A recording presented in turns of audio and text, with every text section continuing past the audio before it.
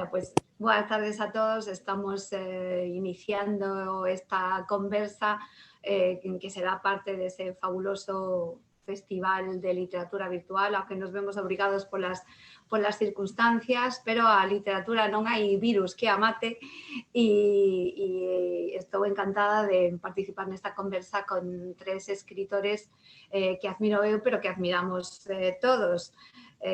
Todos eles son suficientemente recoñecidos, casi famosos, diríamos, ao menos no mundo da literatura, pero bueno, podemos ir presentando un a un, todos coñecidos, todos con obra publicada en galego, pero tamén en outros idiomas, todos, sobre todo, coñecidos por ser escritores de literatura negra, que é do que trata esta charla de hoxe, non? O Noir. O Noir, non sei como decides vos, bueno, logo me decides.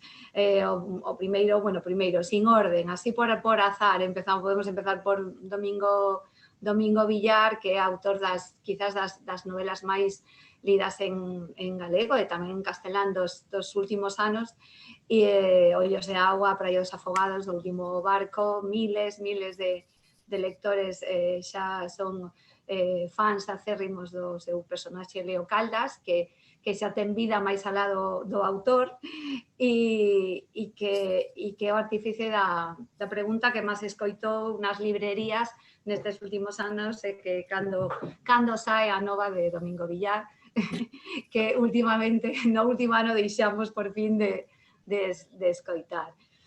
Boas tardes, Domingo, como estás?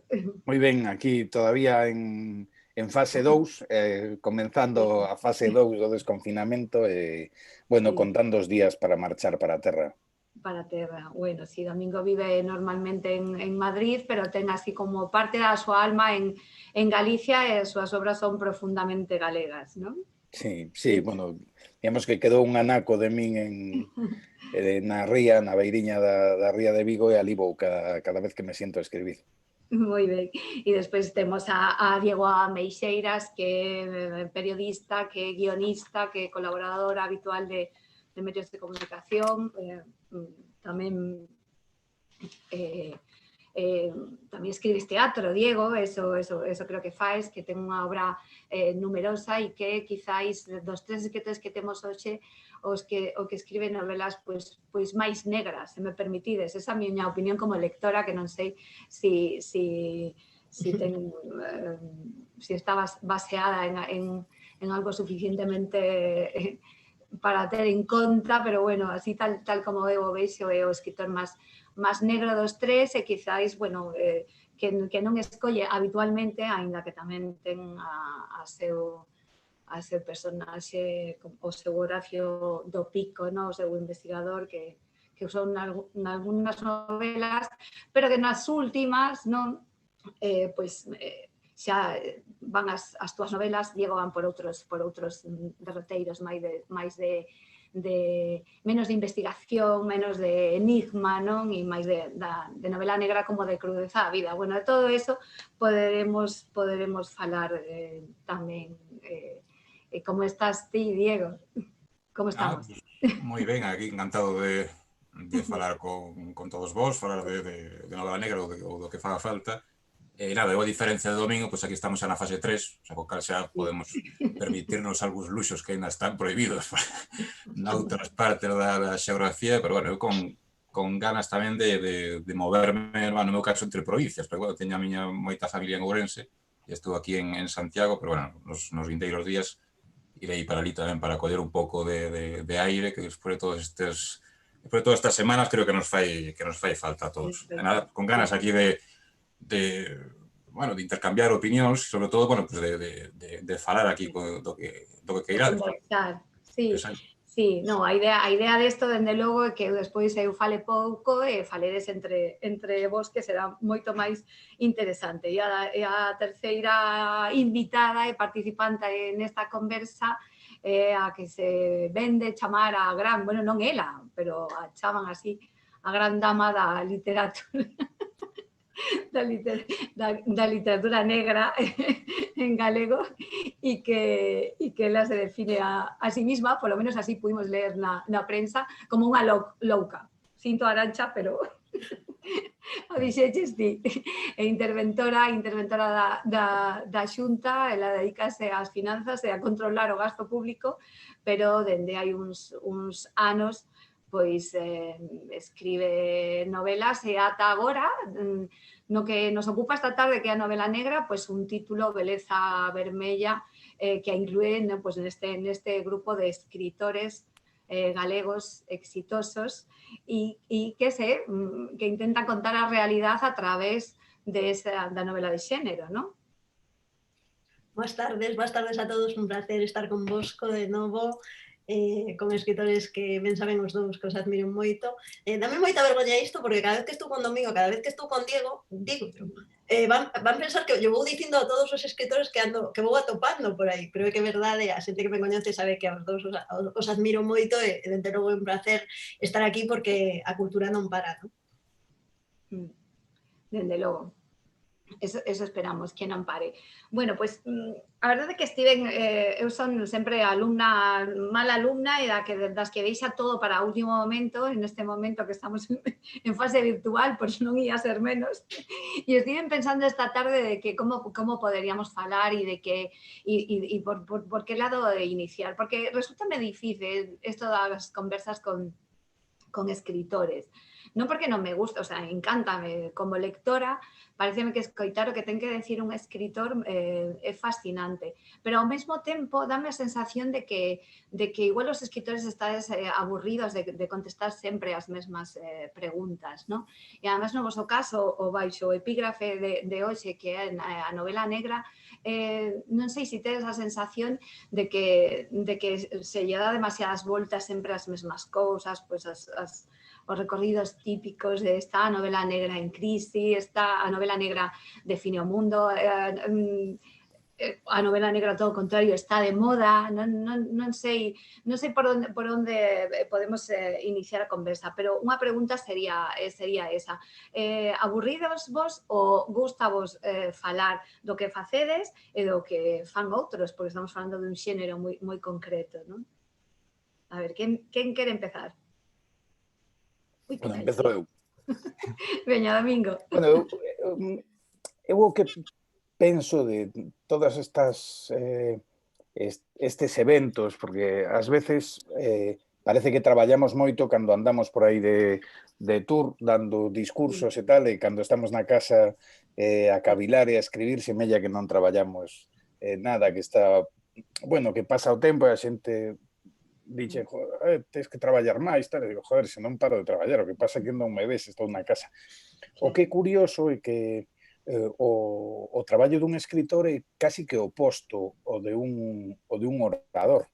E a xente vai en xeral a escoitar aos autores a escoitar un discurso que ten que ser improvisado, que non sabes a que preguntas vas a estar exposto, non sabes por onde van ir os tiros. A escrita é completamente o contrario, é reflexión, dúbida, corrección, unha vez, outra, intentar contar as cousas de outro xeito. A min sempre me fixo gracia isto de ter, en fin, de ser por un lado un eremita e por outro un exhibicionista, que somos, temos que combinar as dúas profesións. Sí.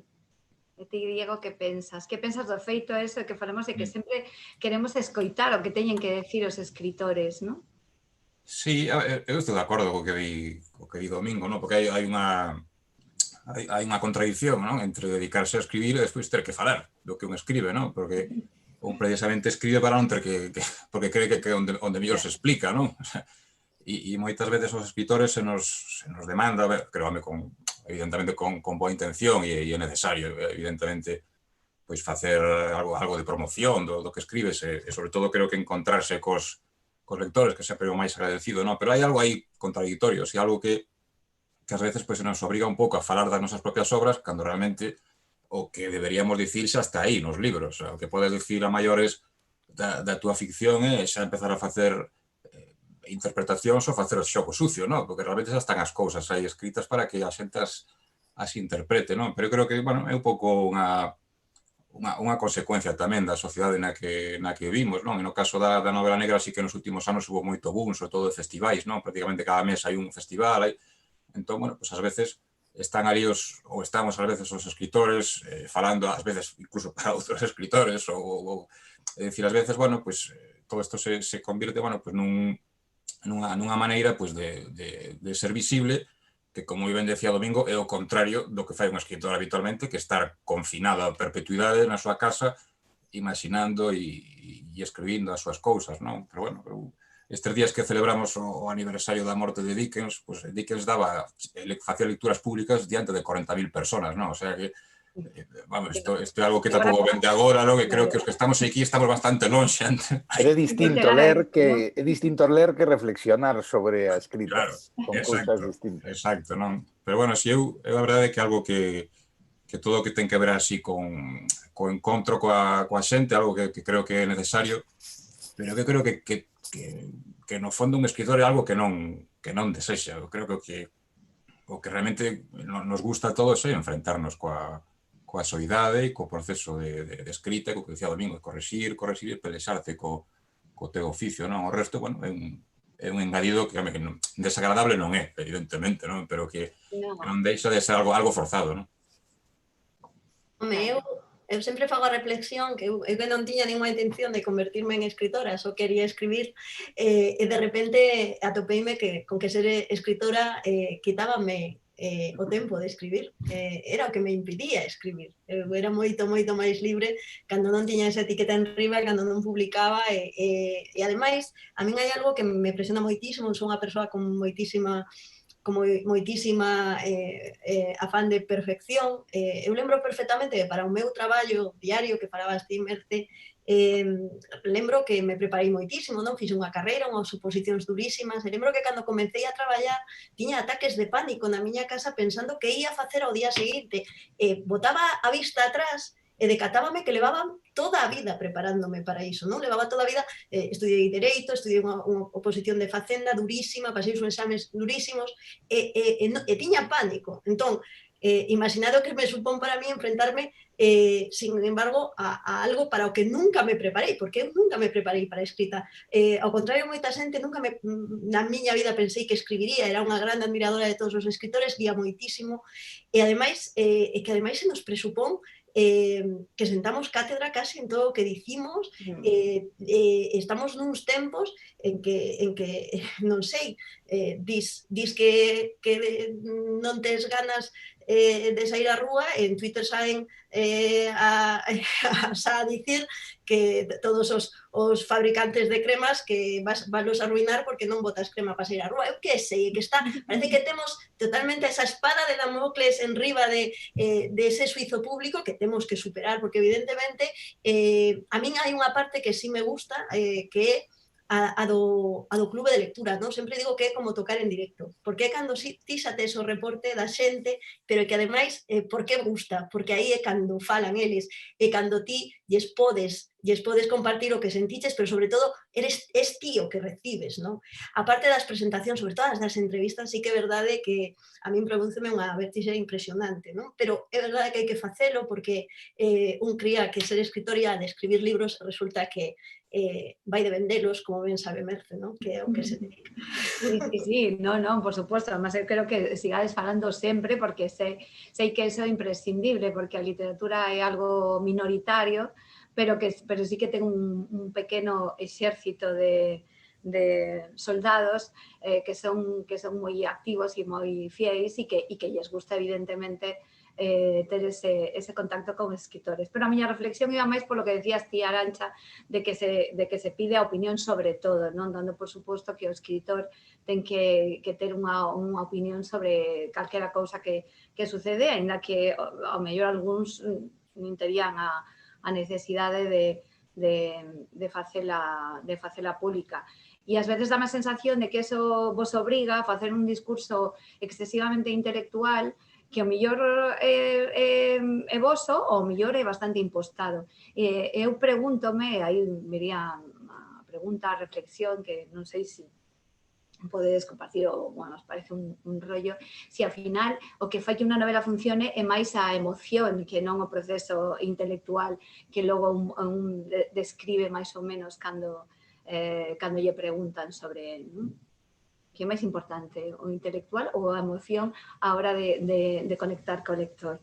Eu, desde logo, o que non pretendo é moralizar a ninguén, nin sentar cátedra, nin son un intelectual que pretenda establecer unhas pautas. Eu son máis semellante a un artesán, como calquera que se dedique a outros oficios artísticos, vou collendo pezas e vou dando forma, e vou traballando as historias, e, por suposto, fundamental para min son as emocións, que son a emoción, ademais de ser contagiosa, bueno, eu creo que é a base da arte, o que diferencia un Jackson Pollock deses feitos por ordenador dun Jackson Pollock de verdad. Claro. Non hai outro xeito, ademais de emocionar, que traballar emocionado. Eu creo que é a base de todo.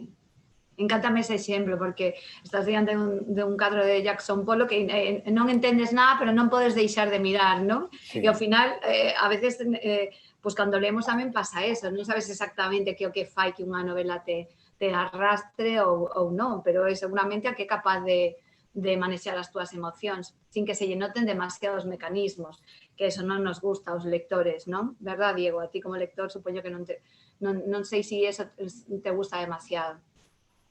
Sí, estou de acordo, sí, que é importante é transmitir emoción e intentar facer o teu traballo da mellor maneira posible, non? O sea, eu non creo que nin os escritores nin que ninguén teña que ter creo que vivimos nun mundo no que ás veces estamos todos un pouco obrigados a ter unha opinión sobre todo. É imposible ter unha opinión formada sobre todas as cousas, non? Creo que iso é un pouco influencia igual pois dos tertulianos, non? Dos medios de comunicación, non? Que saben opinar de todo. Pois moitas veces, non é o meu caso habitual, pero a min ás veces teño preguntado de cousas que non teño opinión ou que non sei, tampouco teño ningún problema de dicir, mira, que non teño unha opinión formada, non? Sobre algo, non? Así que ás veces, bueno, quizás dicirlo en público así abertamente, pois a todos nos pode provocar un momento aí dunha pequena tensión, non? Personal, de recoñecer que nun tema pois non tes unha formación determinada, non? Pero, bueno, un escritor non ten que ser necesariamente un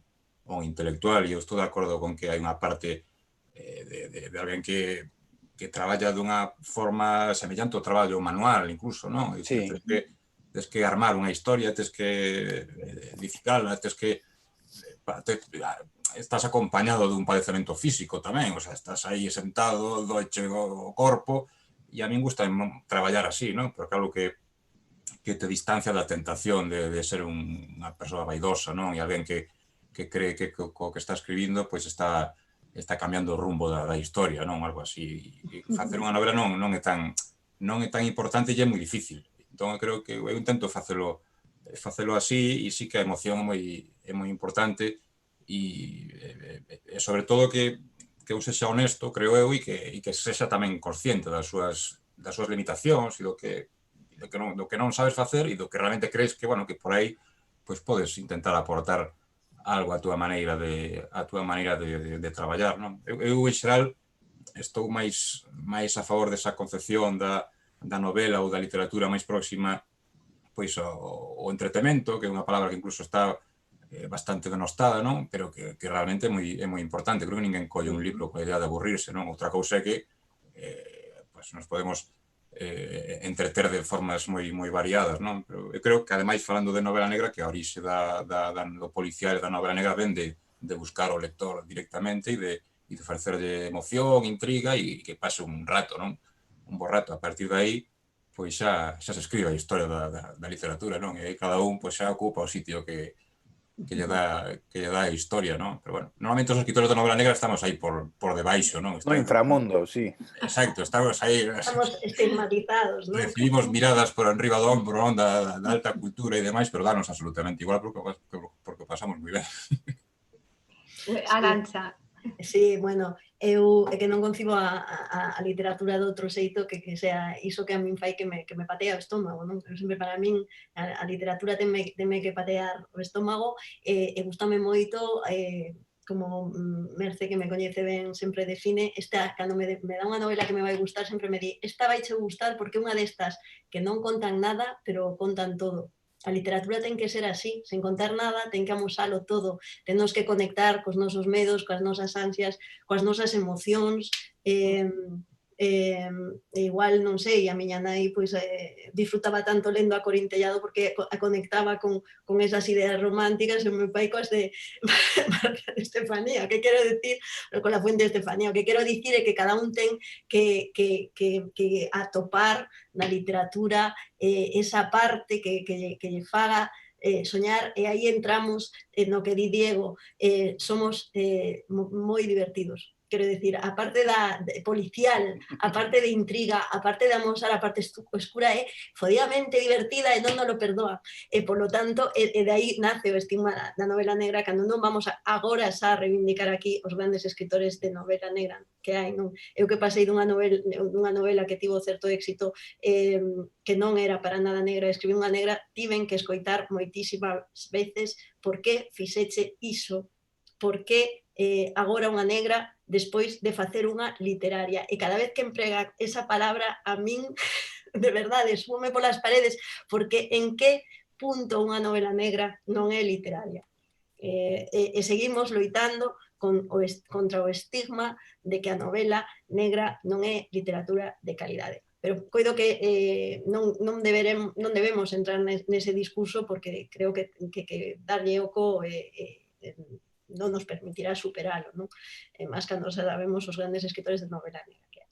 Pero sí, moi de acordo con Diego, na honestidade está a clave en escribir como é un, e non como querería escribir ou como lle gusta que escriben os demais, e ir contando esas historias que máis ou menos, con máis ou menos artificio, porque é verdade que a novela negra esconde moitísimo artificio moitísimas veces, con máis ou menos artificio teñan ese repouso de realidade que nos faga, aparte de pasar un bo rato, ter un piquiño de introspección e de pensar un pouco no que sucede ao noso redor, non? Que ao fin de contas iso é que a literatura en todos os xéneros.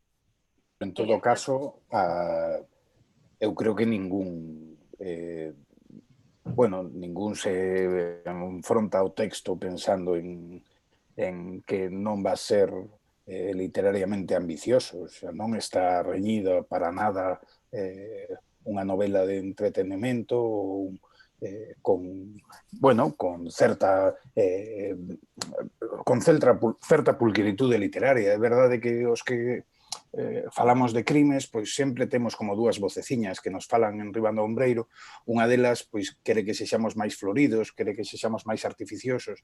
A outra voceciña nos está dicindo que se somos floridos demais, iso poden ser paus nas rodas da historia e que a historia pode ir pois traqueteando e que pode ir a cousa máis lenta, e intentamos atender as dúas, pero vamos, eu vexo autores de novela negra de primeira división, hoxe e onte, vamos, sen dúbida, e logo veo son moita xente que escribe outras cousas e que non quere que relacionen con a novela negra, e son novelas negras, pois en realidade se pensas, antes falabades do teatro de Diego, pois dende Shakespeare, o sea, Hamlet ou Otelo, pois son novelas negras, de ali ata hoxe. E os mitos gregos tamén son todo negritude, non? Sí, pero se me ocurrenseme varias preguntas así despois de escoitarvos. Bueno, queda claro que vedes o traballo como de un artesán, un oficio. Os tres sodes escritores moi preocupados polo estilo, porque ao final o estilo é o que define todo, non? Nas novelas de Domingo está esa musicalidade, non? E ese ritmo moi lento que consiguen, aínda que faga novelas longuísimas como é a última, pero que non mantén esa cadencia, así como as ondas do mar un día así que está moi calmo, non? Un mar de ría. E no caso de Diego, un estilo moi limpo, moi curto, moi depurado, que casi funcionan como un bisturí, non? E a Arantxa tamén lle gustan moito as frases moi cortas, non? Ven da escrita do microrelato e o estilo é moi recoñecible tamén a hora de contar o que queredes, o sea, que ao final o que máis importa realmente, ademais da historia, é como se conta unha historia, aínda que sexa unha historia de novela negra, poda ser máis de investigación ou máis como as de Diego de sociedade, dos lados máis ocultos da sociedade, non? Canta importancia lle dades ao estilo?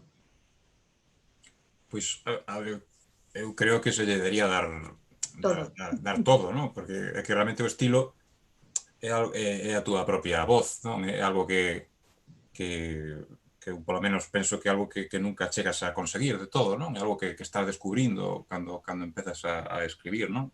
Polo menos no meu caso, cando empecé a escribir, que falabas antes das Mercedes, das miñas primeiras novelas, pois eu se comparo aquelas novelas co que escribo agora, pois creo que hai un proceso bueno, primeramente xa de aprendizaxe, xa do oficio de escribir, e un exército de lecturas en riba que en aquel momento non tes, non? Entón, creo que o estilo é algo que se vai construindo e que é esa voz que tes dentro e coa que tes que dialogar, coa que tes que convivir, non? Que te posa a escribir, non? E a min, supoño que a vos tamén, a min gustamos os escritores ou as escritoras que teñen un estilo moi claro, moi definido, non? Que xa poder distinguirlos quizás na primeira, na segunda páxina, non? Independentemente de que poidan coincidir ou non coa forma que un ten de escribir, ou a min eu tendo a escribir novelas curtas e moi sintéticas, non? Pero a min gustame novelas como a novela de Domingo, unha novela longa na que un se vai metendo nunha historia pouco a pouco, non? Lembro todo na Escola de Arte e Oficios, creo que en Vigo, toda esa formidable, non? Como escribe Domingo na novela, non? Por exemplo, as cousas non a sei facer, non? Pero a min gustame moitísimo como lector, non? Creo que o estilo é un reflexo, quizáis, un pouco da personalidade de un ou desa aprendizaxe que un intenta facer cando escribe, non? Creo que un escritor sin estilo non é nada, para min. É realmente alguén que simplemente nos contaría unha historia, non? O estilo é esa marca persoal, non? E está ben que un escritor se esforce por atopala, non? A min como lector é o que máis me interesa, moitas veces, máis alá das historias que se contan, que teñen que estar ben contadas e con personaxes interesantes e demais, pero cando o escritor é capaz de establecer aí a súa pegada e ti a recoñeces e che gusta, pois creo que ese é un dos grandes placeres, non? Dos libros ou das películas ou de todo aquilo que consiste en contar historias, non? Ben, pois estou completamente de acordo. Eu dou clase nun obradoiro de literatura na Cidade da Cultura e cando me deixaron elixir que tema quería dar, din a voz, elixín a voz. Para min é o máis importante, o que define un escritor. Isto está moi dito, pero é verdade que todas as historias están contadas, esas só nos importan como nos las contan, non? Comezo ese obradoiro poñendo a un cantante que canta Mi gran noche de Rafael con 15 voces distintas nas que imos recoñecendo a Miguel Bosé, a Fito, a Sabina, a Bisbal, a Sabina. É un vídeo maravilloso que exemplifica moi claramente que unha mesma historia contase de 15 xeitos distintos en función da voz e que os grandes artistas recoñeceselles pola súa voz e non tanto pola historia, non? Así comezo a clase e remato, teño que dicilo, ao comezo de A crueldade en abril de Diego, porque para min Diego nesa novela dou un paso lírico moi importante. Corríxeme, Diego. Estou botado a perder co lírico, xa pero a ver, non me digades que non é maravilloso facer unha novela que fala desa crueldade. Esa truculencia, sí. Desas truculencias con unha linguaxe fermosa, non? Ese punto é maravilloso, non? Vou empezar a escribir sonetos a partir de agora. Ese título estaba claro que tiña que ser lírico, non? Non, pero é verdade que ese primeiro capítulo é brutal tal, non? E poño de exemplo de como as voces poden determinar unha historia e non están suxeitas ao que nela se conta, non? Porque a verdade é que é así. E ben, a min encantaríame ser capquén de escribir como describe Domingo, pero cada quen é quen é, cada quen ten que coñecerse e evidentemente se eu me dedicara a describir ao longo de 700 páxinas, a min abandonábame na páxina 22, non? Non se me dá ben de escribir xeografías, Espacios. pero sí que coido que cada un ten que facer mellor o que se dá. Eu son unha escritora que describe por dentro, describe sentimentos, cada un ten que saber cal é o seu forte, ten que intentar avanzar e ten que sentirse cómodo co que fai, non? En ese senso, sí, eu coido que para min a voz é o máis importante, digo sempre, cando leo algún amigo que me pide que lle lea algo e tal, ás veces contanme cousas que non me interesan nada, pero digolles, a túa voz interésame. E hai veces que me contan cousas máis ou menos, pero que parece que as lín 30 veces. Eu, non é por nada, xa ten unha edade, incluso 2 edades, como para andar lendo sempre a mesma historia e contada do mesmo xeito. Eu non quero que me conten a historia que me veñen contando toda a miña vida. Non gústame seleccionar o que leo e gústame, dende logo, que me conten ben. Non sei se de xeito distinto, pero polo menos ben, que me claven a silla, non? Por iso que sí. Antes, Mercedes, falabas de, bueno, falaches seguido para min das dúas cousas fundamentais nas que os dous grandes alicerces do noso oficio, que son un a emoción e outro a voz narrativa. Son os dous, se basean nesas dúas cousas.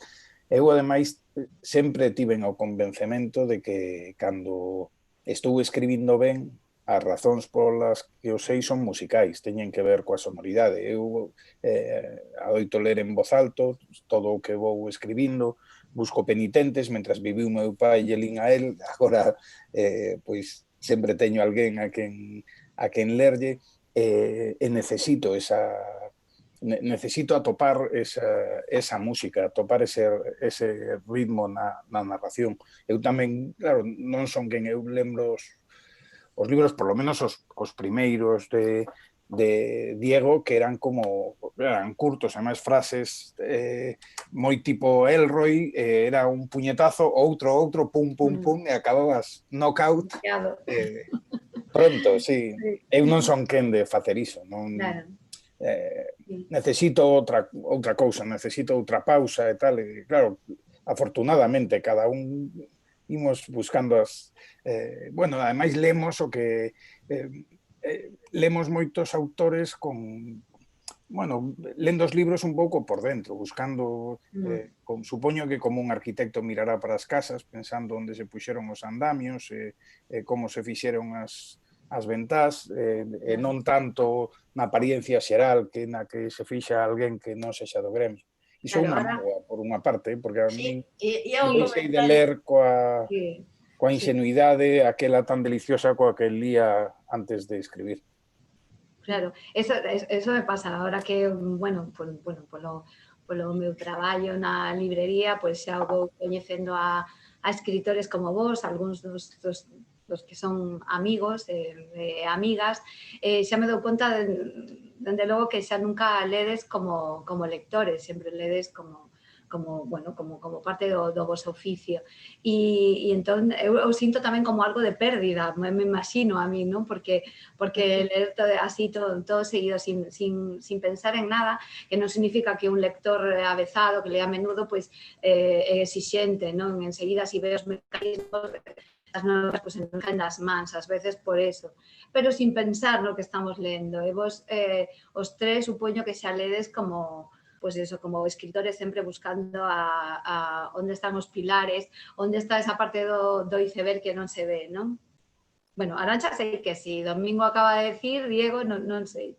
Sí. A ver, que no meu caso, ademais, estiven aí durante unha longa temporada, estive no lado oscuro, é dicir, dedicándome a facer crítica de libros, entón, tiña que ademais ler cada semana un libro por obriga e escribir sobre el, non? E sí que ás veces, pois sí, un acaba lendo, como decía Domingo, non? Sin ninguna inocencia, non? Pois analizando os libros, vendo como están feitos, non? Ves un pouco como está todo en engranaxe, o mecanismo, non?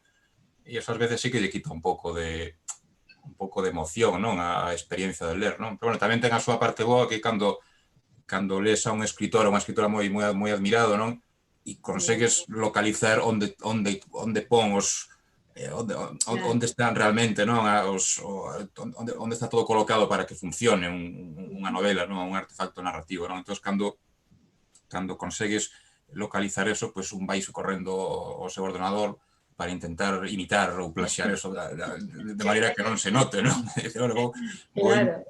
Ese punto onde dis, que cabrón, como o fixo, que cabrona, como o fixo, eu quero facelo así, non? Había unha frase, non sei se, bueno, creo que se me falan de que decía Raymond Chandler, non sei se destas que atribúen, que dixo Chandler ou Hammett, non sei, que era aquela de analiza e imita, non? É dicir, ese era o consello que lle daba aos escritores, non? O sea, coller un libro, analizalo, saber onde o escritor que che gusta, pois coloca as pezas e imitar eso. O sea, ninguén é original, non? Pero que é normal, tamén os rapaces queren xogar ao fútbol porque están emulando, queren facer o regate de Aspas. Exactamente. Pois nós igual. Claro. Exacto, non? Non, todo está feito, así que só nos queda copiar. O que pasa que, claro, algúns conseguides ter esa voz narrativa persoal, que é o que fai a diferencia. Pero... E ademais o que pasa é que creo que aparte que na literatura está peor visto imitar descaradamente, a diferencia que nas series de televisión ou no cine, non? Onde ás veces o referente está clarísimo. Na literatura hai que andar con pouco máis de cuidado por aquilo de que, bueno, de que non se debería notar tanto, non? Pero nas series de televisión a veces é unha cousa absolutamente descarada, non? E a ninguén lle sorprende, non? Bueno, e ás veces pasa, eu que leo moito, ás veces leo diálogos en novelas que son como de telefilm de domingo pola tarde. E entón eu cando eu collo a novela e a tiro pola ventana. Porque eso tamén sucede, porque non todos os escritores teñen o mesmo rigor, ou polo menos non toda a xente que se dedica a escribir ten o mesmo rigor coa súa obra. Pero a cousa sería, como estamos nunha mesa virtual de novela negra, por que novela negra? Por que esa forma de contar? Por que? Domingo e Diego, sobre todo, todo o que tedes escrito está nese mesmo xénero, non? Bueno, eu tamén, como falábamos antes, pois por emulación. A min hai un autor que fai de detonante fundamental, que é Andrea Camilleri, un tipo que comeza a escribir cando tiña 74 anos, que antes, fíxate, falando do que falábamos antes de ler por dentro, el adaptara ao teatro, a Rai, as novelas de Simenón, as de O Inspector Maigret. Bueno, para poder adaptalas tivo que despezalas e colocalas de novo, e ali aprendeu o oficio. Bueno, Camilleri ensiñoume que se podía facer literatura, ele e moitos outros, antes falaba desde Chandler, hai moitos máis, ou Mankell podería ser tamén, pero que se podía facer novela negra, facer novela negra culta, novela negra amena, fonda, que permitise mirar para fora, pero mirar para dentro tamén. El contaba o mundo dende un currunchiño, dende o sudeste, ese maravilloso das cidades barrocas de Sicilia. Eu pensei, por que non vou contar eu o mundo dende o meu currunchiño, dende a ría e tal? E a novela negra, ademais, dache a novela, polo menos, claro, a novela negra é un caixón desastre demasiado grande, porque aí cabe, hai un semiólogo como Humberto Eco que para falar da pobreza pois utiliza uns crimes nunha abadía benedictina, ou hai un tipo como James McClure que utiliza ironía para desmontar o apartheid, ou hai, non sei, filósofos como Durremat que falan dos remorsos e tal. Hai cousas moi distintas. Todo entra en novela negra, en realidade son cousas completamente dispares. Pero o que sí que me dá tamén é a posibilidade de ter un acelerador da historia, de ter algo que é como a espiña central, a espiña dorsal do peixe, que permíteche dar un paso adiante, outro e tal, e ademais fai que teñas un principio e un fin. Hai un principio dun caso, aparece un morto, ou o que sexa, ou tal, descubres o que pasa, e no medio ti podes contar moitas outras cousas. É moi realista a novela negra, non? Bueno, é que, mentras vas avanzando na investigación, pois vas mirando para os lados, falas, pois, eu falo de Vigo, pois o normal é que apareza Vigo de fondo e que apareza pois neste tempo as realidades, se os asteleiros teñen menos barcos, pois hai menos, ou como vai funcionando, como como a sociedade se manexa, como é o mundo, non sei, o da mar, ou a da Escola de Artes e Oficios, ou o mundo que quera un reflectir, pero o caso policial ten que ser robusto, é o tronco que soporta todo, pero despois importa menos que as polas e que as follas e que as flores que lle poñas, que son cousas que en realidade teñen menos que ver co caso policial e máis co resto do mundo, co que sucede. Eu non fago novelas, ademais, moi lumpen. A min gústame ver como un crime afecta a xente, como afecta a sociedade, como fai que muten as emocións, os comportamentos e tal, en xente que en xeral non está relacionada con ese ambiente. E bueno, e iso fago. Vamos, a pregunta que sería por que non? Sí, porque estou ben contento. Non, por que non, evidentemente, pero bueno, estás cómodo aí. Sí, comodísimo. Sí, comodísimo. Escribindo, ademais, senón non saberían ben nin como empezar a contar algo. Pareceríame algo moi abstracto, tal, moi pedante. Se falas do amor directamente, pois pareceme sairíame un churro. En cambio, contas un crime de refilón, hai amor, xa tes a excusa para falar do amor sin que se note. Sin que se note. E ti, Diego, as túas novelas, bueno, como falábamos antes, son máis de o lado oscuro ese ao que non miramos normalmente, non? E como te inspiras para eso? Porque eu vivo no meu mundo de Yupi e pareceme que nunca sucede que un pode seguir adiante sin enterarse de que bueno, en que cidades preciosas e aparentemente tan tranquilas pode haber unha vida como para protagonizar novelas negras como as túas, ao mesmo tempo tan realistas e tan absolutamente cribles, claro. Sí, bueno, a ver, eu creo que un pouco de empezar a escribir así no xénero negro ou bueno, un pouco todo o que rodea o xénero, non? Creo que foi, non sei, foi un pouco porque, bueno, era o tipo de novelas que daquela eran as que máis me interesaban, as que máis estaba lendo, non? E que hoxe en día, pois, creo que seguen ocupando a maior parte, non, das miñas lecturas, non? Ainda que, bueno, diversifiquei bastante nos últimos tempos porque senón era demasiado, non? Pero sí, se me foi o xénero que máis me atraeu, quizás ao principio por un pouco desa idea mítica ás veces que tes de certos escritores, non? É dicir, a min, que sei, a mí, por exemplo, Jim Thompson se me parecía unha figura de escritor absolutamente soberbio, non? Con esa biografía absolutamente atormentada, un tío que está no cárcere e que pasa por 1000 adiccións, que ten unha vida terrible e que é capaz de escribir 15 novelas en 3 ou 4 anos, creo que as escribiu e que están todas moi ben, non? Pero foi moi incomprendido, non? Como, perdón? Que foi moi incomprendido, Jim Thompson, non? Sí, bueno, claro, despois foi moi olvidado, ainda que, bueno, hoxe en día xa está recuperado, non? Como un dos grandes, non? Pero, bueno, poño ese exemplo como podría poñer outro, non? E bueno, realmente por esa atracción así un pouco posadolescente, non? De certa figura de escritora así mítica, pois quixen un pouco empezar así co xénero, non? E sí que a min realmente o policial me interesa moito como lector e me gusta e sobre todo me encanta porque creo que unha novela policial ben escrita é como que é un molde perfecto, non? É como unha maquinaria que funciona á perfección, non? Que é precisamente o defecto que teñen moitos escritores non policiais ou non negros, non? Que a veces escriben historias con un estilo fantástico e con personaxes moi ben construídos, pero a historia cae por todos lados, non? E creo que un bo escritor de novela policial sempre está un pouco obrigado a escribir unha historia que encaixe, non?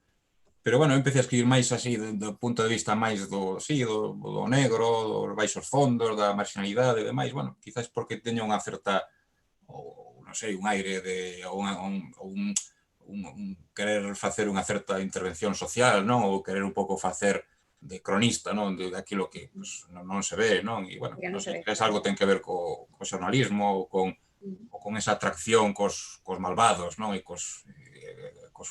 que están sempre do outro lado da lei, non? E que ás veces nos ofrecen puntos de vista que nun punto de que teñen as súas razóns, non? E son moitas veces historias que non se contan ou que non temos tan presentes, non? Cando lemos as noticias, non? Vemos que alguén comete un crime, un delito e se detén e demais, coñecemos as consecuencias dos seus actos, pero a veces non coñecemos a versión dunha persoa porque a veces se acaba metendo en un lío, non? E, bueno, a min gústame eso tamén por esa parte da atracción que ten o oscuro, non? Porque na miña vida é absolutamente aburrida e entón, meterte nesas historias na túa cabeza é moi divertido, non? Esas vidas a marxe.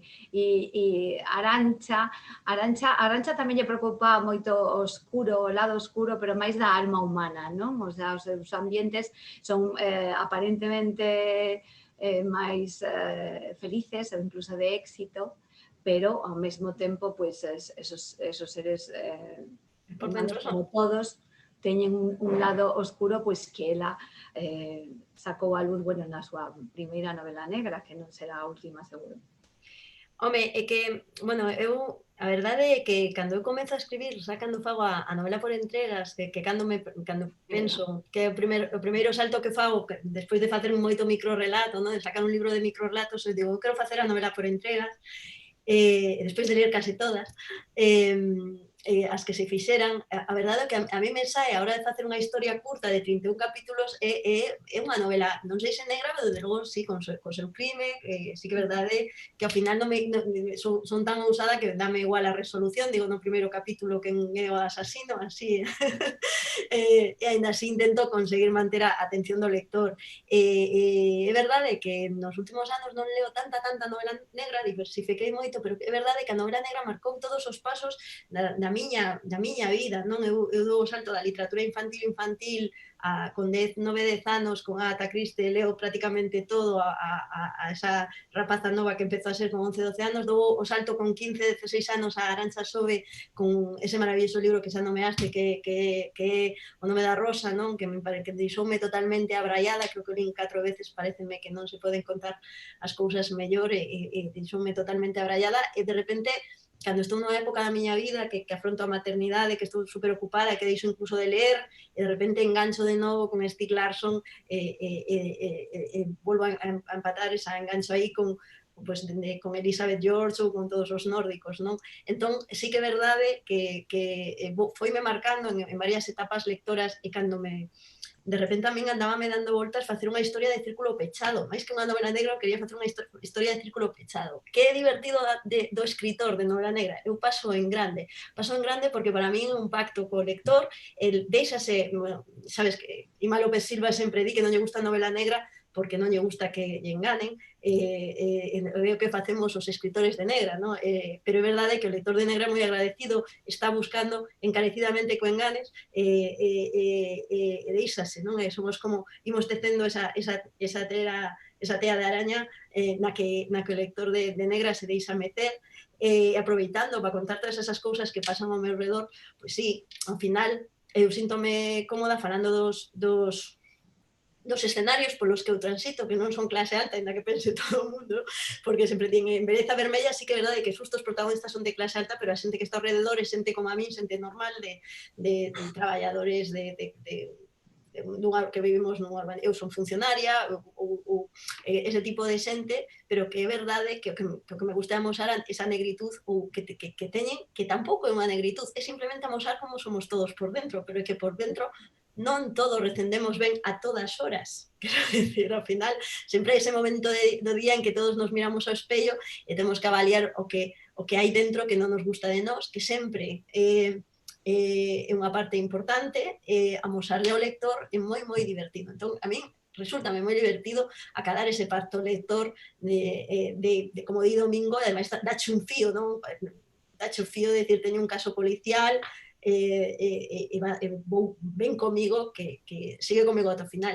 E a min, por exemplo, en Beleza Vermella, cando a xente me pregunta quen matou a Xiona Lén, quen importará quen matou a Xiona Lén? Eu sempre fago o mesmo chiste, a Xiona Lén matei na eu, pero ao final o que importa e que a Xiana Lén mataron entre todos, ¿no? Porque ao final nas novelas negras ao morto matan entre todos, porque ese pouquiño de negro que hai en todos nós vai facendo ese círculo, ¿no? Bueno, se me preguntas por que escribo negra, porque resultame moi divertido. Parece unha boa razón.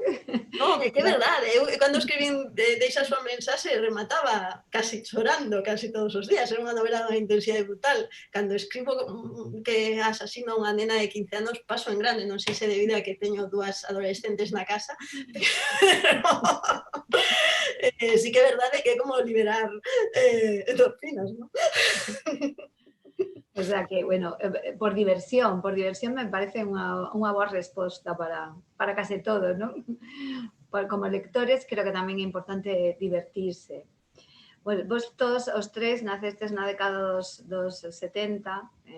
Polos pelos. Polos pelos, pero aí estás esos tres, os podo meter nese saco. Non sei se cando erais críos, pois era xa fabuladores, xa levabades dentro ese escritor. O novelista, non sei que os gusta, como os gusta vervos máis, como novelistas ou como escritores. Eu sei que eu tiña unha imaginación, contaba cada cousa que ademais máis creía eu, e logo supeño que empecé a escribir porque por pudor, por encauzar toda aquela fantasía. Pero, bueno, sí, eu sempre soñei con que alguén me lese, bueno, sempre non, que desde que empecé a escribir eu sabía que pasaba moitas horas entre libros e que me gustaba moito e que facía, bueno, acababa indo ás veces un pouco máis aló dos libros, buscando historias paralelas e tal, pero eu non soñaba con vivir da literatura, eu soñaba con que alguén me lese, alguén me publicase algunha vez, iso era o soño máis grande, en fin. Pero sempre pensei que nun mundo perfecto, pois o que máis me gustaba era isto. Antes falaba Diego ao principio da conversa, de que o que nos gusta é estar ali metidos, e que o maravilloso de escribir é andar o camiño. O resto, os lumes fatuos, pois teñen menos trascendencia. En realidade, pois nos permiten volver outra vez á cova e volver a andar o camiño. Eu ando con café, con chocolates, cheo de papéis, de caderniños, de libretas e tal. A verdade é que disfruto moitísimo, non me cambio por ninguén. Eu a verdade é que dende que teño uso de razón, que sempre quixen ser escritor. O que pasa é que daquela non sabía o que era, o que significaba eso, non? Pero creo que sempre tiven esa idea na miña vida, non? E pensar que o que me quería dedicar, bueno, non sei exactamente sería ser escritor ou sería ficción ou escribir novela, pero sí gañar a vida escribindo, non? De alguna forma, e creo que ao final pues, é o que acabei por facer, non? E sí que sempre tiven esa idea de estar participando no mundo, pero ao mesmo tempo ter como un pé fora, non? Como alguén que observa, non? Que reflexiona, que mira, que lle gusta ver as cousas e ir correndo a súa casa a ordenalas de algún xeito e a contalas ou a relacionalas coa túa propia memoria, non? Que creo que é a gran obsesión polo menos a miña, non? Dos escritores, e ainda que despois non escribas novelas sobre memoria ou non este aí presente como gran tema literario, non? Pero eu creo que esa idea na cabeza sempre a tiña, non? A idea de querer contar aquilo que estaba empezando a desaparecer, non? Ou ter sempre unha conciencia pois, de que as cousas ocorren e que alguén ten que contalas, non? Hai algo moi bonito que decía Montalbán en El pianista, que decía que todos os barrios deberían ter como un escritor que contase a historia desa xente e que o encapsulase todo como nuns museos da memoria, non? Para que os que viñesen despois pudesen acceder a todo iso, non? Pois, a min gustame, salvando as distancias, facer un pouco iso, non? Contar as cousas que eu creo que non deberían perderse, non? Eu creo que iso é algo creo que iso é algo moi vocacional e creo que se nota, non? E que creo que se nota cando un escritor o que lle gusta realmente é pecharse a escribir e non pois andar por aí pois exercendo de escritor, que é outra cosa tamén moi respetable, non? Pero creo que o escritor é un tipo absolutamente solitario e que goza desa soidade e que ademais é un tipo moi extraño porque a maior plenitude da súa vida en esos momentos nos que está só e ten aí unha felicidade absoluta cando consegue escribir o que pensa, non? Entón, eso realmente estamos para que nos miren a todos, pero eso é o noso oficio e polo menos a mí o que máis me satisface moi por enriba de todas as actividades que se poden facer en público ou con outras persoas. Sí. Vale, quedounos claro, quedounos claro. Xa molestamos. A min chegou outro día un meme que dicía son fitness pero asintomática. Eu penso que coa escrita pasoume igual. Eu era escritora asintomática. Sí que é verdade que sempre tive moita facilidade de palabra, incluso a hora de escribir, e moita facilidade para inventar historias. Lembro a todas as miñas amigas cando dormíamos xuntas e contanos a historia de cando Menganito me faga caso. Eu empezaba a fabular, montaba uns culebróns venezolanos, elas estaban todas ao redor da cama escoitando esas historias que comenzaban dicindo era mañá pola noite, porque isto igual pasaba o venres.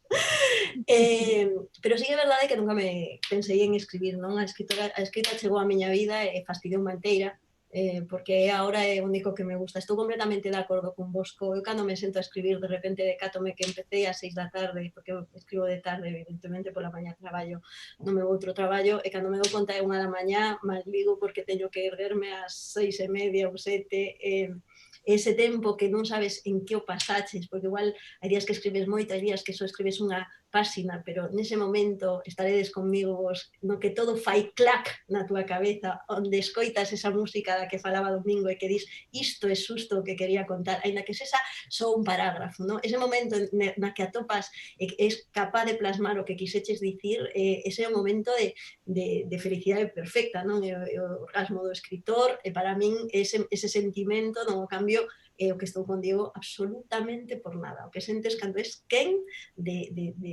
igual che levou 5 horas, igual che levou medio minuto, non? A min hai veces que escribín cousas que me gustaron moito parando na beira dunha estrada e facendo un audio, non? Para que non foxan, pero sí que realmente ese momento no que todo fai clac, escoitas a música, non? Ese é o punto maravilloso. Todo iso é moi bonito, pero certo que escribides para que alguén os lea. Sí, pero digo que esa é a parte como que no momento epifanía, non? Ese é o momento epifanía.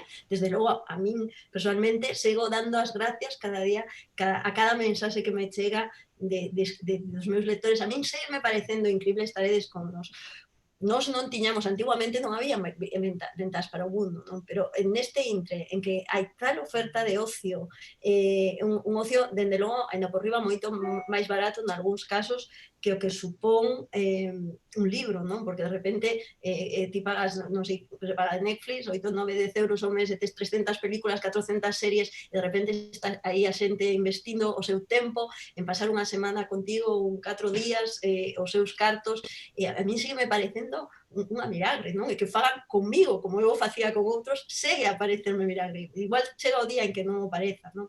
En ese xeito, pois sí, todo é maravilloso, os clubes de escritura, esas presentacións, todo é, pero sí que é verdade que ese punto de perderte, de centrarte no que estás escribindo, para min sí que é o máis satisfactorio dende logo. O que pasa é que escribir, claro, palabras que escribes para que che lean, lóxicamente, contas unha historia, ya contas a alguén, pero non escribes para 10.000, nin para 1.000, nin para 800. Ti estás moumeando unha historia a alguén que ti estás, pois, recollido e concentrado, contándolle unha historia que, en xeral, alguén está recibindo dun xeito semellante. Está recollido e concentrado mentras lee.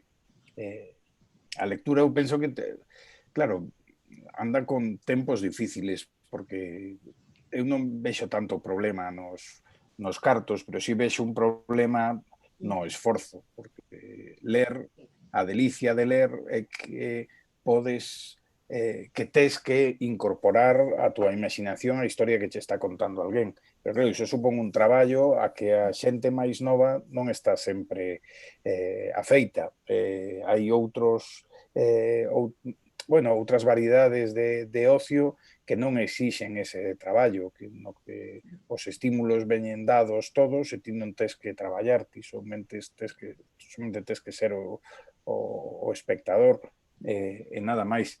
Iso é algo co que teremos que loitar nos anos vindeiros. A ver como sae a cousa. Eu espero que este confinamento, eu teño a sensación de que reconciliou a moita xente que tiña abandonada a lectura cos libros. É verdade que son uns meses de peche, uns meses duros e tal, pero eu creo que a medio plazo vai nos vir ben. Estes meses nos que a xente tivo tempo de máis, claro, non podes estar papando series sin parar, hai moita xente que volveu coller os libros e que volveu experimentar esa sensación maravillosa de imaginar e de facer un libro teu. Claro, é a maxia da lectura. Sí, temos que ser optimistas. De feito, sí, acabou o confinamento, un momento duro para as librarías, Claro. É certo que moita xente, unha vez que voltamos xa na fase cero, así con cita previa, creo que se volcou moito e que eso implica dúas cousas.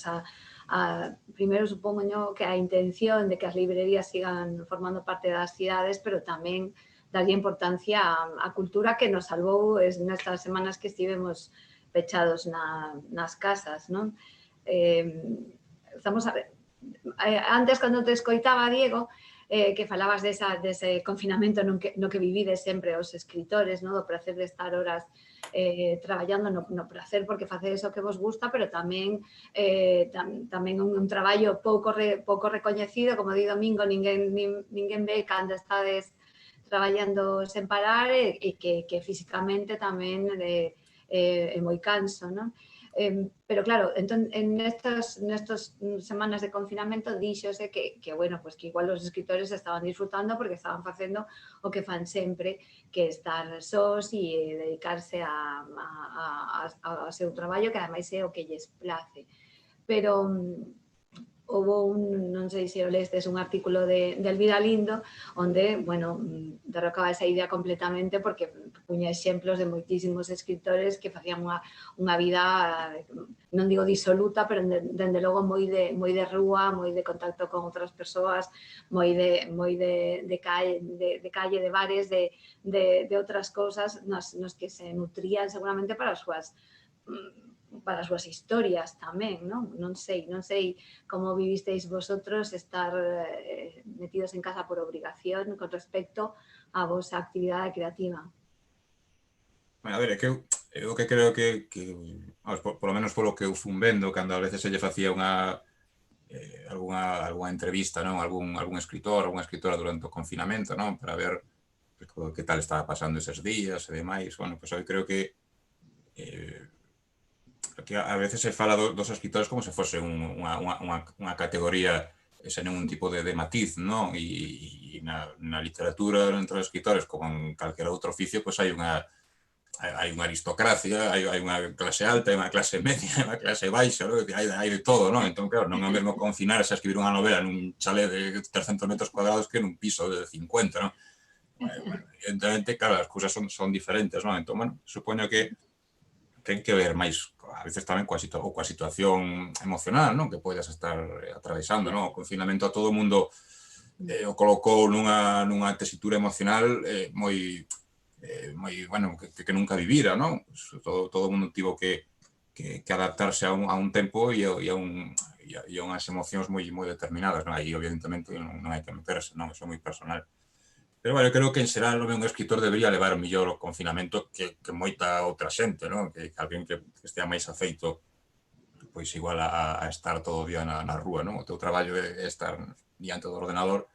Pero, eu botaba moito en falta poder sair a pasear, a tomar o aire, a tomar unhas cervexas cos amigos ou airearse un pouco por aí, non? Pero bueno, sí que é certo que algo que se estás emocionalmente ben e tes todas as túas necesidades máis ou menos cubertas e tes pois unha situación económica que che permite pois estar tranquilo, algo que ahora imos ver que nos próximos meses ou xa está pasando, que a moita xente pois non lle corre así. Eu creo que se tes todo eso máis ou menos ben, pois estar confinado e dedicarte a ler ou a escribir, pois é algo que non é tan terrorífico, non?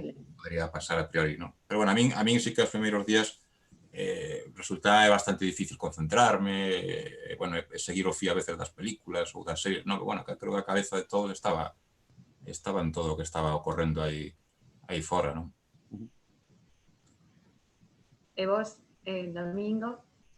A min pasoume algo parecido. Eu estou acostumado a que a miña vida sexa pois bastante así 6,5, que as cousas máis interesantes me suceden a min por dentro e suceden nos libros e tal. O de estar, claro, a mirar pola ventana e ver un mundo que parecía, bueno, Derrumbado, sí. Sí, unha cousa, unha hecatombe, unha cousa tan extraña, pois facía moi difícil o de sentarse a escribir, e que incluso sonaba un pouco absurdo o de poñerse a escribir, a fabular. Que vas fabular con todo o que está pasando?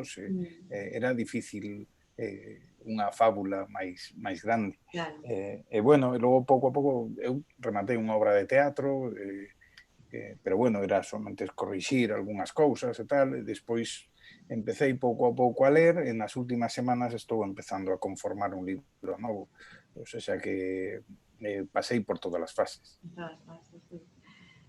E a ti, Arantxa?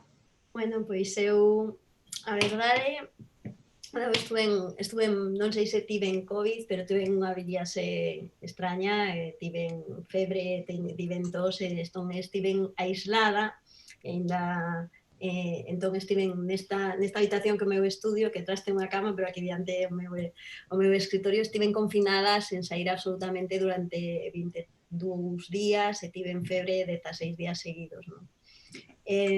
Algún día tiven medo, algún día estive moi triste, e sobre todo estive moi cansa, pero estaba tan cansa que non podía nin sequera pensar, o sea, nin podía ler, nin podía seguir absolutamente o fío de nada, non? Tamén é verdade que eu este ano fixen a carta aos Reis Magos nun xornal e pedín unha axenda baleira de ocos e tempo, e pedín un Satisfyer. Xa o iba a decir eu, A vida trousome todo. Trousome o Satisfyer, trousome moito tempo sen nada que facer, e trousome unha axenda baleira. Estou desexando que chego ano que ven, voume cansar de pedir cousas boas, non? A ver se cumpren todas como este ano, pero hai que ter moito cuidado co que se desexa, non? Estou de acordo con Domingo, a distopía estaba fora, que carallo contas cando o que está pasando fora é moito máis forte que o que está pasando dentro. Estábamos con esa sensación, non sei se vos pasaba a vos, de realidade, de non estar vivindo este mundo e de alleidade, non? Sobre todo tamén tiña unha sensación de desconcerto, sentía que me roubaran a miña vida, e ainda estou tentando recuperala, non? Eu que vivo en Compostela e que non vexo o mar moi a menudo, quero dicir, así como en verán, no verán sí que veraneo en Esteiro e tal, tiña unhas ganas tolas canto puden sair do municipio, o primeiro que fixen foi ir á praia do Vilar, estar fin de semana en Esteiro, non? Porque necesitaba realmente ver o mar, non quero pensar o que está pasando o domingo aí en Madrid. Eu creo que me quiten os rapaces de enriba. Xa me dá igual. Sí, pouco a pouco. O que sí estou lendo moito, fun recuperando unha paixón lectora moi importante, comecei despois, cando empecé a recuperar máis que a escribir, a ler, sí, pouco a pouco vou escribindo, pouco a pouco vou recuperando o pulso da vida, non? Que penso que o que estamos intentando facer todos, non? Todos os que fomos moi afortunados de podernos pechar na casa, porque recordemos que hai moitísima xente que tivo que traballar moitísimo e con moito medo, porque eu penso que é algo que realmente, medo é a palabra que resume este confinamento, non estábamos preparados para ter tanto medo. Medo con carácter xeral, porque o que non ten medo para sí, ten medo polos seus, ten medo polos seus pais, polos seus avós, polos seus fillos, non? Que penso que ese é algo que para o que non estábamos preparados, para ser conscientes desa fragilidade nosa, non? E estáis tentados a meter esta situación nalguna das vosas futuras novelas? Eu non, o sea, nada, en absoluto. Porque xa te parece que haberá bastante xente que o faga ou porque... Non, Mira, normalmente intento buscar as cousas boas, rabuñarme por dentro en busca de cousas. Non teño a sensación de ser quen de atopar nada claro, que me permita crear. a partir de aí. Eu estou de acordo tamén. Eu Sí. desconfiaría, ademais, de alguén que dixera que quixera escribir unha novela sobre a pandemia ou sobre o coronavirus. Non. No digo exactamente eso, pero bueno, pero alguna situación Sí, a ver, para que esto esté como escenario, ¿no? e, a ver, igual sí que no futuro, non sei, a ver, igual, claro, que eso dependerá de cara onde nos estea levando todo isto, non? Pero sí que Claro. igual sí que hai de algún modo que incorporalas, non? É dicir, igual que hoxe en día pois non poñemos os personaxes fumando nos bares, pois igual nas próximas novelas hai que poñer que alguén se poña máscara para subir no autobús, non o sei, porque igual dentro dun ano ou dous, pois, pero non, a min non me gustaría nin ler nin escribir sobre o que pasamos, porque Sí, a creo mí que leer tampoco, xa cho digo. no, claro, sí. Eu estou moi de acordo co que dicíades que con todo aquilo que estaba pasando fora a min hasta me parecía absurdo, non? O propio oficio de escribir, non? Para qué? Para que escribir, non? Si realmente a vida estaba sendo un drama terrible aí fora, non? Non. E creo que máis que nunca incluso deberíamos sair ahora fora a entreternos e a divertirnos un pouco, non? E a olvidarnos de todo este frío mental, non? Que pasamos. Eu voto por eso. O que pasa que tamén estaba pensando que como estamos facendo unha reunión virtual, pues hoxe podríamos estar fumando todos como na clave. Os acordades aquel programa que había que non se veían os participantes bolo fume? Pues mira, neste caso eso se nos permitía. Sí. Pero decías, Diego, bueno, que claro, necesitamos tempo para ver tamén como queda isto na nosa sociedade o que nos supón. Pero entón tamén pensaba eu outro tema, deixamos o confinamento a un lado, pero é algo que me provoca curiosidade, que para saber como son as correntes literarias dun momento, pues se precisa tempo, non? Porque logo estudiamos e unificamos aos escritores e as escritoras dunha época, nun contexto, incluso en xeracións. Sempre me provoca curiosidade pensar como vivides esos escritores, que é algo tan individual, o feito de escribir é algo tan persoal, e aparte, o feito físicamente individual, agora de formar parte de un sistema, dunha época, dunha corrente, si pensades que esa interacción con outros é precisa, si vos alimentades de eso ou non, ou pensades que eso é algo que facemos, que a sociedade, que o famos, que estudian despois as literaturas, non? Como se vive eso sendo escritor? Eu creo que é un traballo completamente individual, é moi complicado. O sea, a suma de individualidades, pois, home, pasa un pouco como na do Mela Negra, que en realidade é unha cousa máis para que os libreiros poidades poñernos nunha estantería, Claro, e logo, máis que ter tanto que ver os uns cos outros. Sí. Sí, non sei, eu leo a Diego e vexo máis semellanza con Blanco Amor que con Chandler, probablemente. En cambio, comparte estantería non comparte estantería coa Esmorga, e si a comparte con outros libros cos que ten moito menos que ver. Bueno, eu creo na literatura como como un exercicio individual.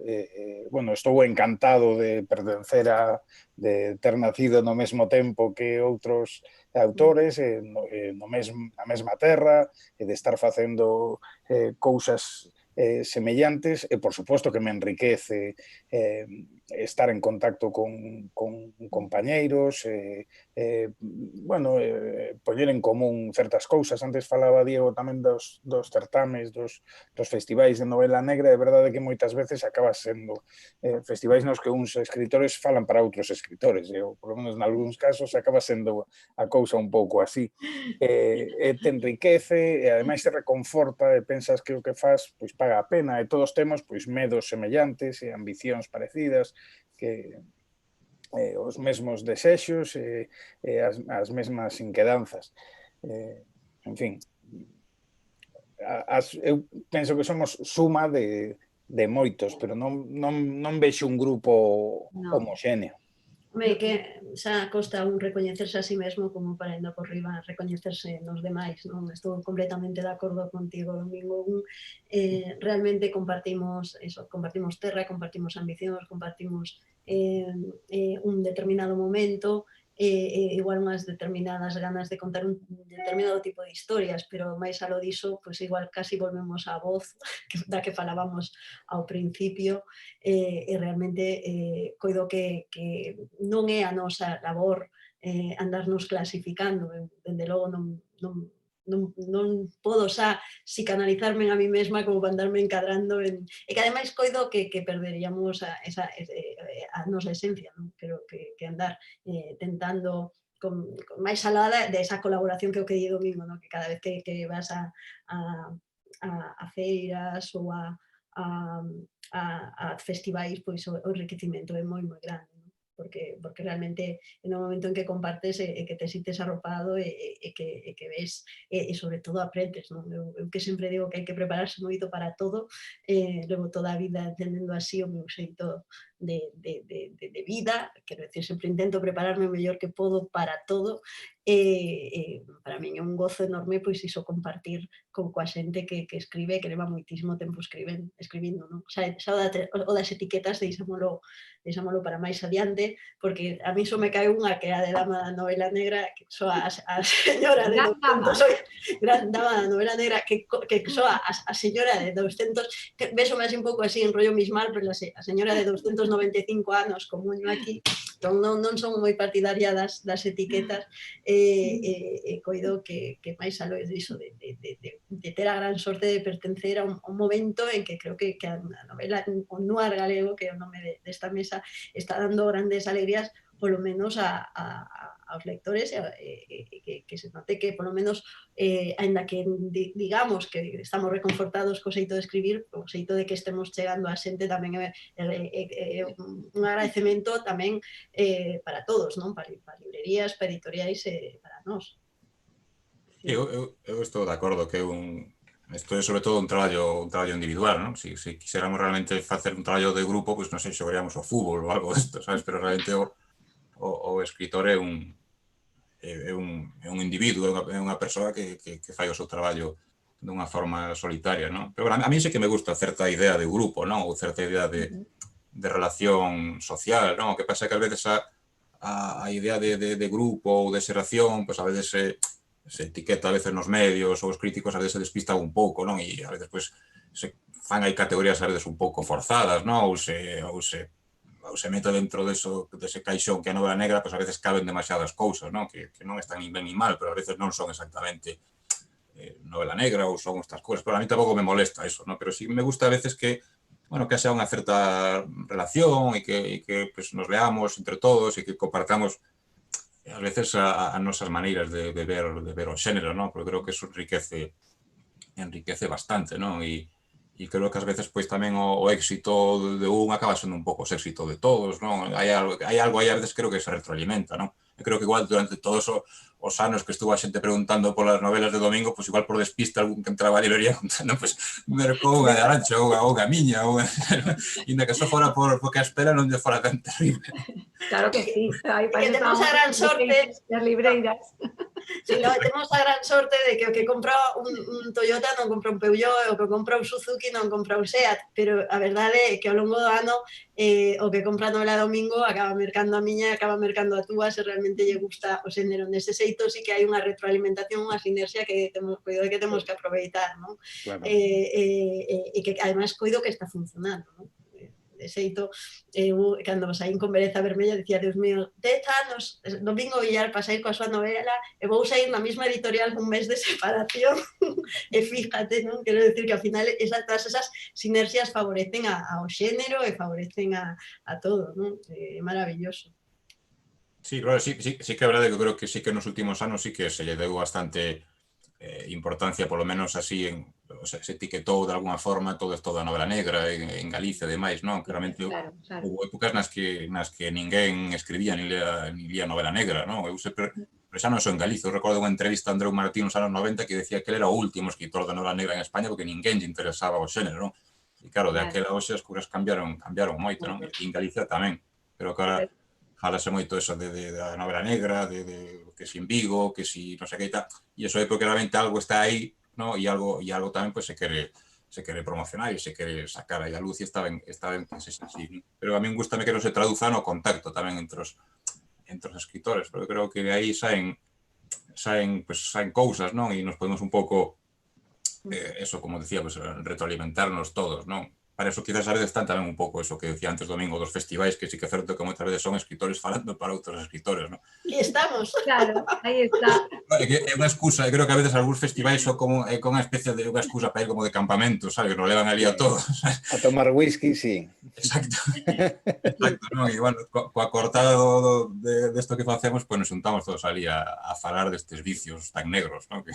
Había unha novela